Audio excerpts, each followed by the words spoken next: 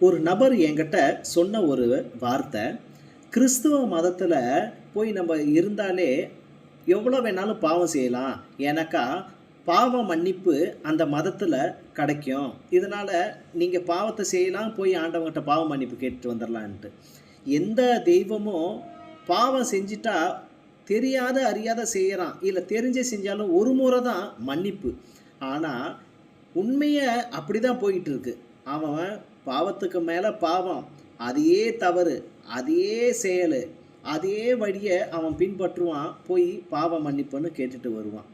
இத எந்த கணக்குல வைக்கணும்னு தெரியல. ஆண்டவன் பேர சொல்லி பெரிய பக்தனா இருப்பான். பெரிய பக்தர்களா இருப்பாங்க.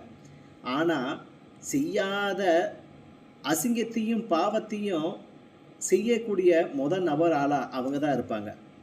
ஆண்டவன் பேர சொல்லிட்டு, பாவ மன்னிப்பு கிடைச்சிரும்னு சொல்லிட்டு, இப்படியும் சில ஜந்துகள், ஜென்மங்கள் இருக்க தான் செய்யுது.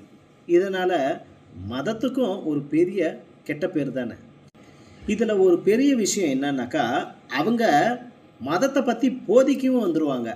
ஆண்டவன பத்தி சொல்லவும் வருவாங்க. ஆண்டவன பத்தி யாரும் சொல்ல வேண்டிய அவசியம் இல்ல. அவனுடைய நிலை என்ன? அவனுடைய சக்தி என்னன்னு எல்லாருக்குமே தெரியும். ஒவ்வொருத்தருக்குமே நான் வாழ்ந்த என் வாழ்க்கைய வாழ நீங்களும் பழகுங்கன்னு சொல்றதுக்காக தான் அந்த அவதார நோக்கமே, அவன் பூமிக்கு வந்த நோக்கமே. ஆனா அதையெல்லாம் விட்டுட்டு, அந்த சமாதான வாழ்க்கையும் விட்டுட்டு, எல்லா அயோக்கியத்தனத்தையும் செஞ்சுக்கிட்டு, ஆண்டவன் பேர சொல்லி நானும் கிறிஸ்தவன்னு சொல்லி வாழ்ற வாழ்க்கை தான் ஏராளம் இப்ப இந்த கலியுகத்துல நடந்துகிட்டு வருது.